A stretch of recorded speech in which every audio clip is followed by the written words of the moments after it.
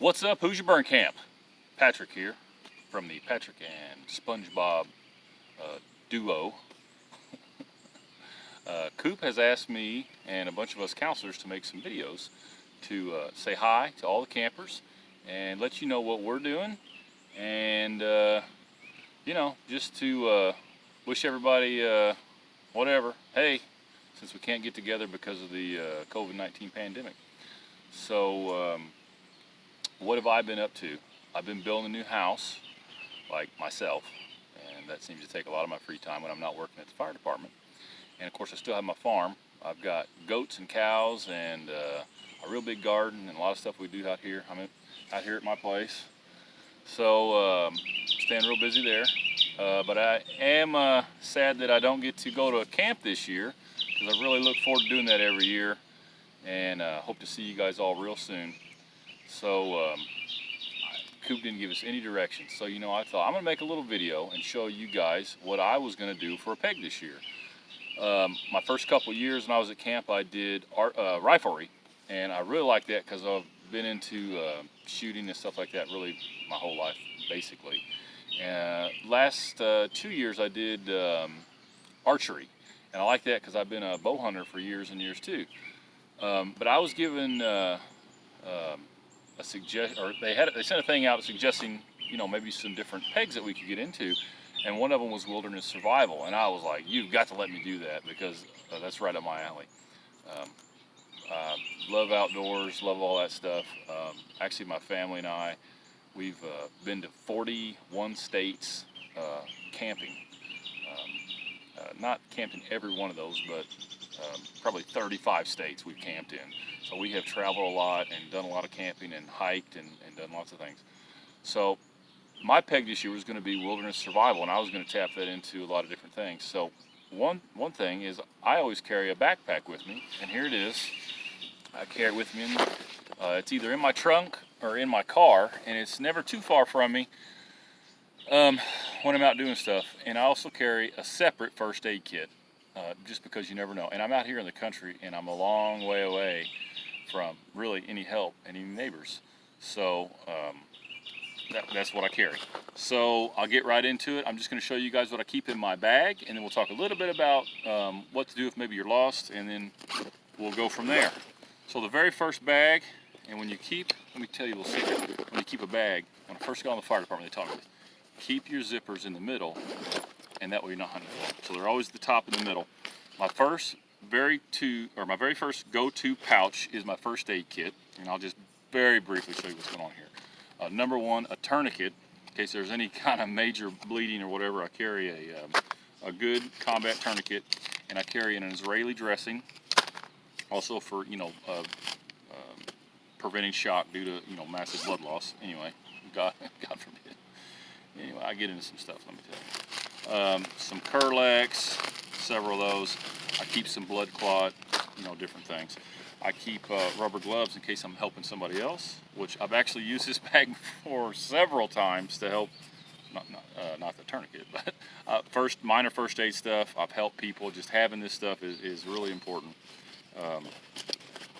And I keep a knife right here, and a good pair of scissors to go through some stuff.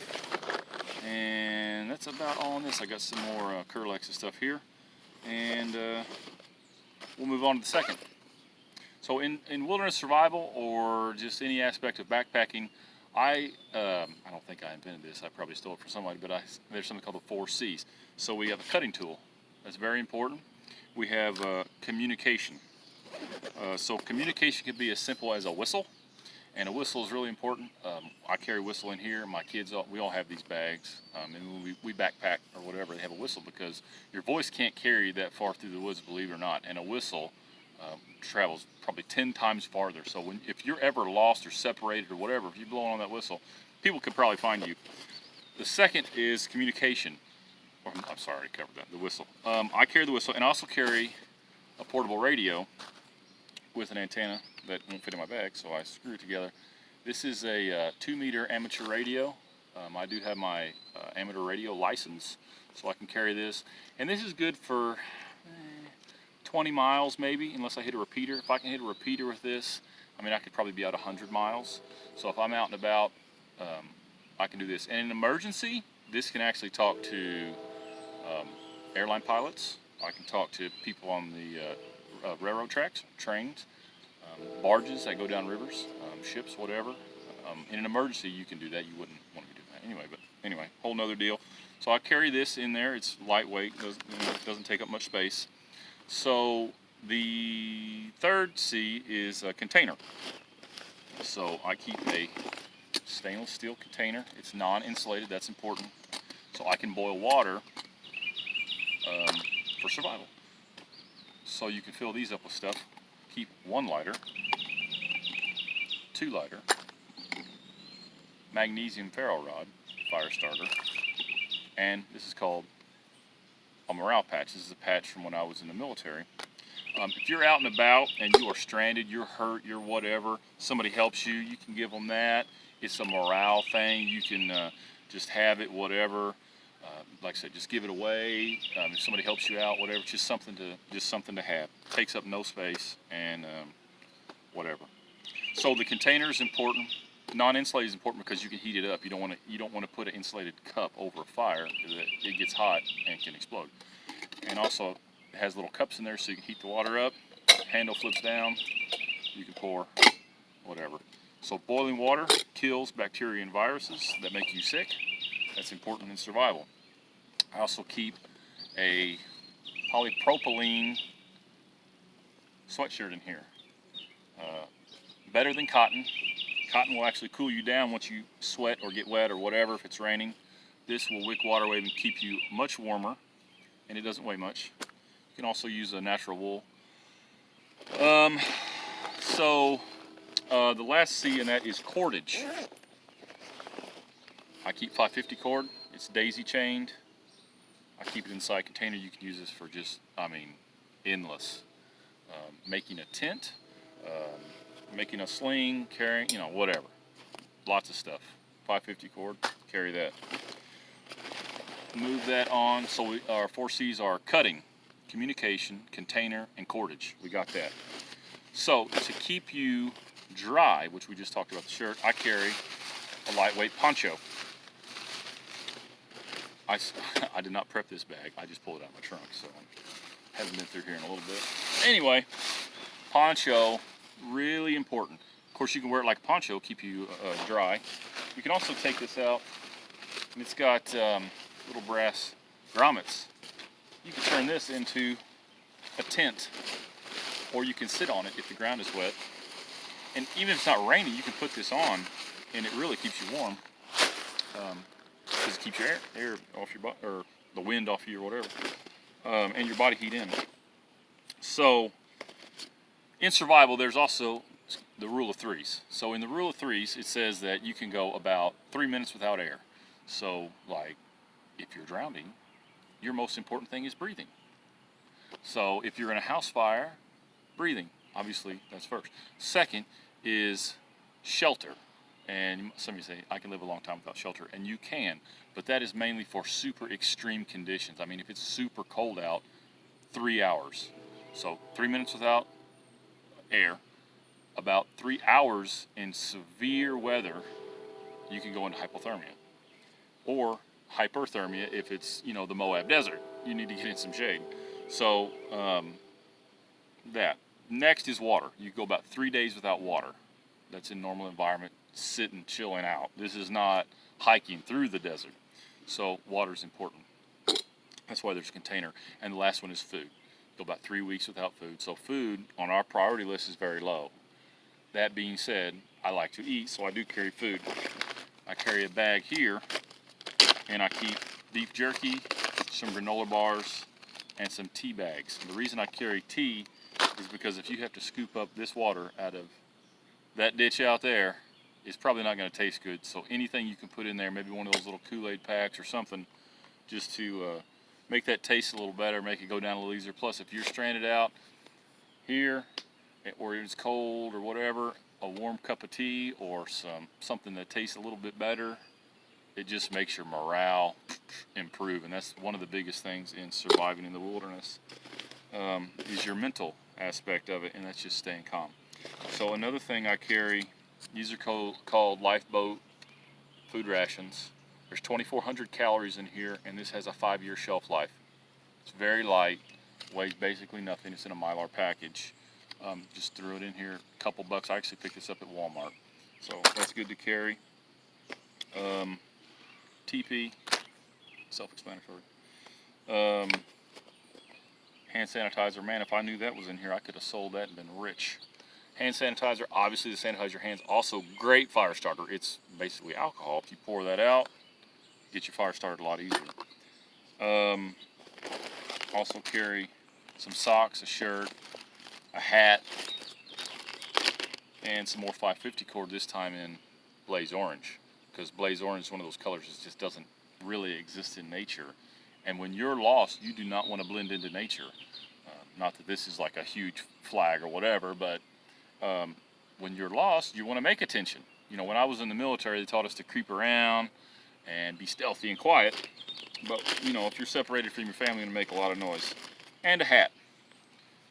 This is a insulated patrol hat, and that will keep your head warm, which obviously most of your heat escapes through your head. And I put this together for the winter, and a lot of times I'll change it out for the summer, put some summer stuff in here. What else we got? I carry, and this is the heaviest thing in this whole bag, 3 bottles of water. That's a lot of bottles of water. I'm a big guy, you know, ratio to my body, that's not that much.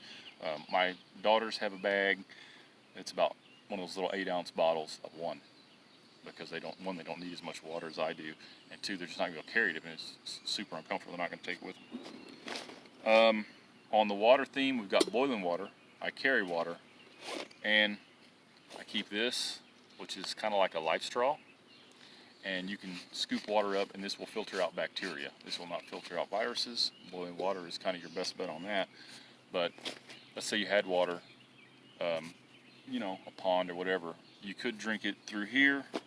Obviously, boiling it would be better if you absolutely cannot start a fire. If you don't want to start a fire, if it's impossible to start a fire, you know, it's better than massive dehydration.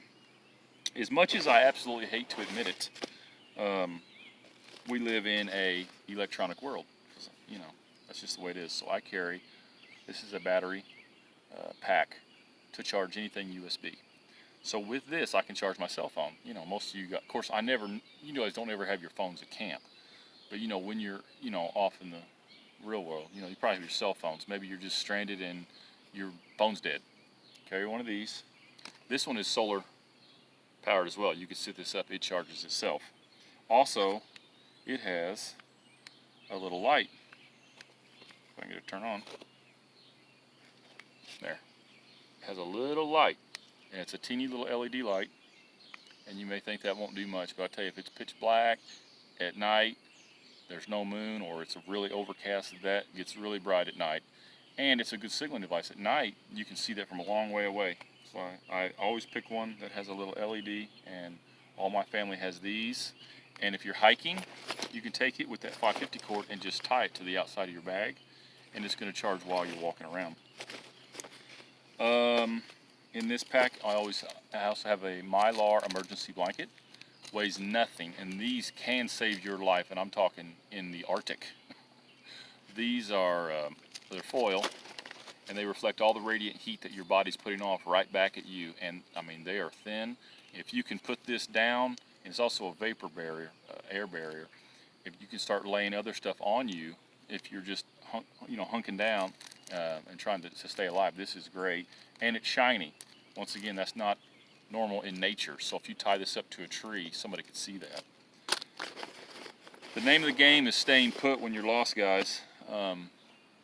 Kids and adults, because remember, if you're lost, you don't know where you're going, and you might not be going the right direction. And you know, of course, when we hike, we're going to kind of give people a general idea where we're going, and eventually there are going to be people looking for you, and it's best to just stay where you're at, set up a little camp.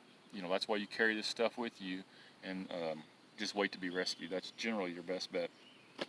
In that same frame, I got a pack of playing cards in here, and a lot of this game is mental. I mean, when you're stuck out there, you start to go crazy because you've got nothing to do. Something like this will take your mind off of that. So I carry that. Oh, what else? That's all there. So in the very top, I keep a headlamp. That's important. So I've got that, 1, 2 flashlights. Flashlight's important. And this flashlight. Not a real heavy flashlight. USB charged. I can charge this from my battery pack. There you go. I can plug that in to here and charge this up. But this one's cool because it's got the other adapter. I turn that cord around, I can charge my phone from this flashlight. I can take off this battery and charge my phone if I need to make a phone call. So that's super important. Once a month, on the first of the month, I pull this stuff out and charge everything up and make sure it's all working, all charged up, good to go. It normally is, but you know, these things do slowly die. And of course, USB cord to charge my phone or whatever. So guys, I think that just about covers it. So that was my peg. we were going to talk one thing about fire starting, and one last thing. I'm convinced if Davy Crockett could have carried a big lighter, he would. You know, all these things people want to rub sticks together, do all this crazy stuff. It's ridiculous. I mean, it works. I've done it, and you can do it. But let me show you what I have kind of formulated. I take all my lighters and I roll duct tape on them because duct tape has, I think, roughly 10,000 uses, maybe 10,006. I'm not really sure. But anyway, great. I mean, it just stores duct tape. I mean, if you need duct tape, there you go. But, you know, talking an emergency situation, oh, man, I'm having a hard time. Unroll a little bit of that, cut it off, wad that up. I'm not trying to start some big fire here, but take that lighter, and you can light this stuff on fire, and it burns. And that, I mean, even when it's wet out, see it there? That will get going. And, you know, that's all you need, get the thing going. And then I keep different things in here. One thing you can do is keep a little thing of Vaseline in there, and you add Vaseline to cotton balls and you got a pretty good fire, even when it's absolutely soaking wet. So that'll burn for probably 5 or 10 minutes. I mean, you could take that lighter, you could take this lighter and put it in a cup of water, pull it out, blow it off, and it lights. So, you know, all that other, and I do carry a magnesium ferro rod in here for a backup. But I've got at least 3 lighters in here. I've got that back up. So that's important because mainly our big thing about fire is water. If we don't have clean drinking water, we got to boil that water. So let me put this fire out. So yeah, that's why we're starting a fire. Also for a signal, to get people to see where you're at, maybe the smoke, whatever. But you know. Maybe not the first thing you do when you're lost is start a fire. But what you're going to do if you're lost is you're going to stay put and try to create a big footprint. Take something bright, shiny, odd color that's not in nature, like look behind me. I mean, if you had a shiny mylar blanket flying out here off of a tree, you know, that's going to grab their attention, and that's what you're trying to do. So anyway, I'm going to get off this. And I'll see you guys later. Sad we couldn't be at camp this year together, but hope to see you guys real soon. Take care.